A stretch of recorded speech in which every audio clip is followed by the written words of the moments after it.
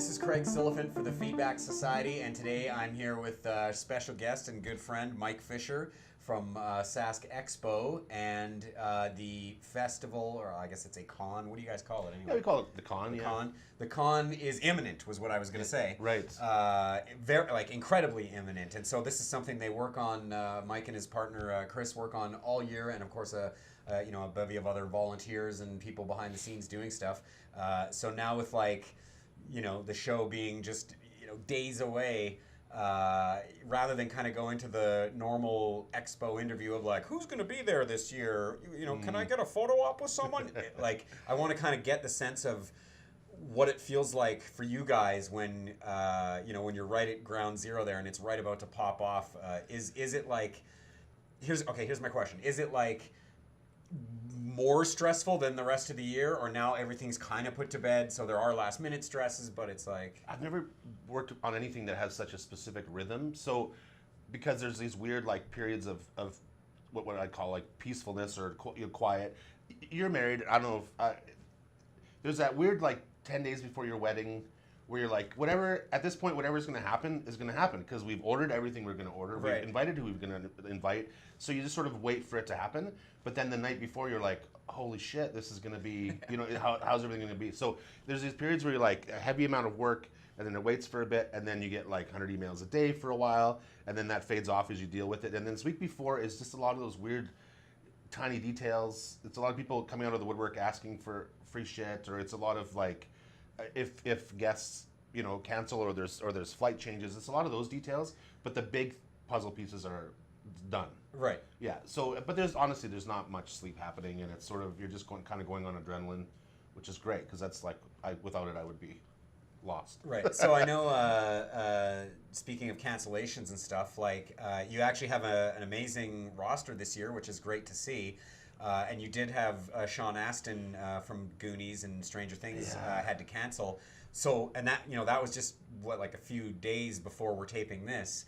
What is that like when you're just a week or two out from the show and one of the major guests has to cancel? Luckily, you do have a lot of other great guests, so it's not like the other guests are subpar and the main one left, so you're in good shape. But what does that still feel like anyway? Well, and just a few days after we announced him, which is always really tough because then you get the cynics going did you ever have him? Was this just a cash grab?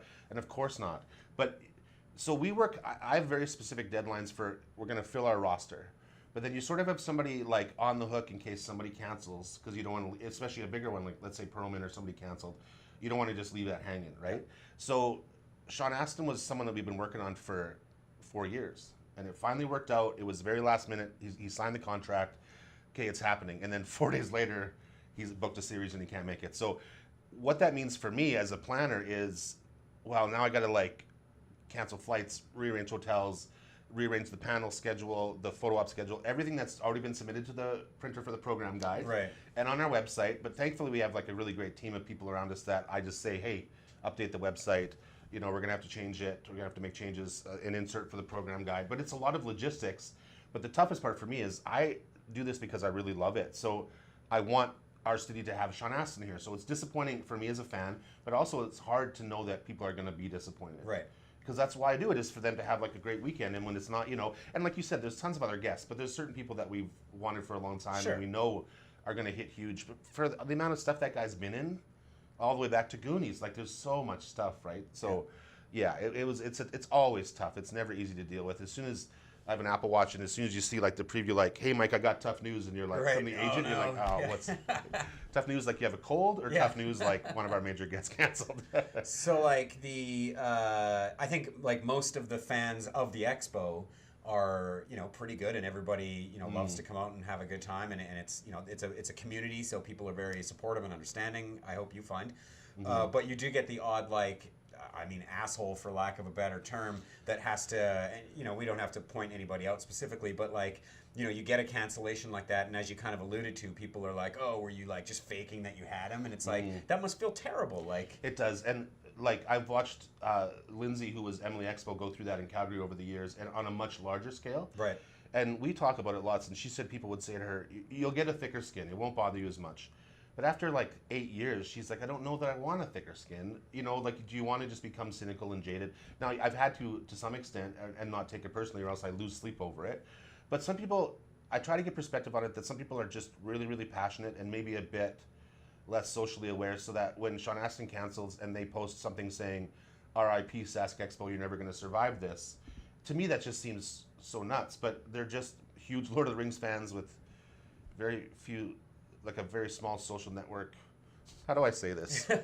You know what I'm saying? Like, yeah, I know what you're saying. You have to keep it in perspective, but and it's a very small percentage. Yeah. You know, like, but it's hard for me. But you don't want to get like Barbara Streisand syndrome, where you make a bigger deal out of something and then Yes. everybody hears about it, as opposed to like you said, that guy with his little social Right. circle that's Well, and you want to pull a Wendy's where you want to reply to them in a way that would just destroy them, and you easily could, but we've seen recently with the local business that the minute Right. you go down that road, it's not good. So yeah, take the high road. yeah, Yeah. our mutual friend Hank deals with the social media, and he's great. He's a lot more removed from it than I am. He doesn't take it as personally. That's good. And so I've sort of just realized where my strengths were and found somebody that can do that. So Right, and Hank's really good at that He's stuff. very good at Hank, it. At Hank and Kelso Yes. on Twitter. yes, yeah.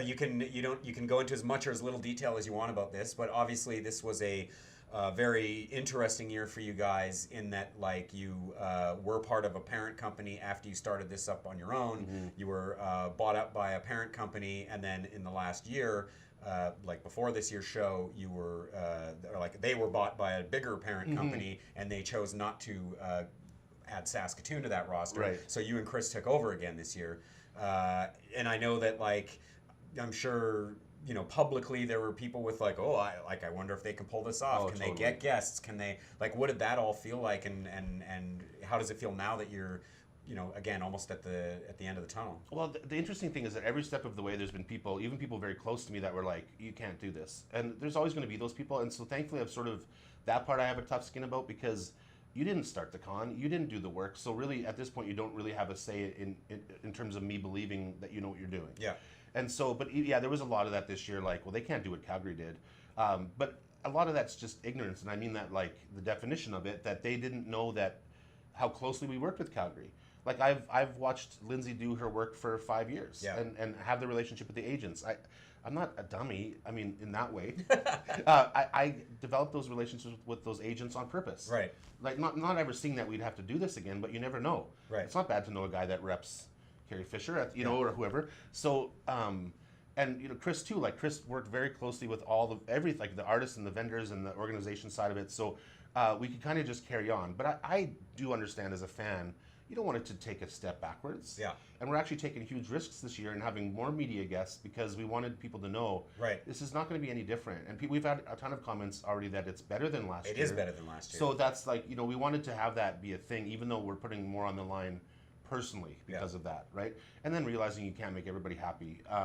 There's a lot of people I would like to have at the show, but they're not maybe the best fit. You have to do what's best for the show so that we can continue to do it. Right. So the ironic thing is, the company that bought Calgary is the one they're the reason we approached Calgary. Right. Because they tried to crush us that very first year. So Right. they still ended up sort of like in the mix there. But we're glad, because we didn't really want to be a part of that anyways. Yeah. So, yeah. No, that's cool. Well, and I think, as I said, I mean, it is a better lineup than last year, and you guys seem to have done an amazing job this year. I'm excited and nervous too. I'm nervous for you. I'm nervous for the whole thing. Yeah, so what all panels? You're doing some panels. I am doing some panels, Yeah. well, I've got John Ratzenberger and Jewel State, and there's a big list of them, actually. Yeah, you got I got quite a few of them. So Degrassi. We got such The Degrassi a one? huge response for Degrassi, which is interesting, because you think, like, I grew up with that, but you think, how many people really have the same feeling about Well, it? it's weird because to me, like, there is a certain nostalgia and kitsch value to it. Right. But to me, and probably you, I think you're like a couple of years younger than me, but I grew up as being the same age as one of the main classes in Degrassi. Yeah. So, and they showed those to us in school. Yeah. To me, these are people I went to school with. Totally. Which will be weird meeting Pat Mastrioni and Yeah. Stacy, and I'll be all like, "Hey guys!" Like it's like a high school reunion, and they'll be like, "Oh, you're the dork we didn't talk to," or something, I know. And actually, like, it's interesting, because dealing with Pat, the nicest guy, and it does feel like that. You sort of feel like I know you, even though you don't. But it was so Canadian in that way, that it was way more realistic than anything we were seeing on American television.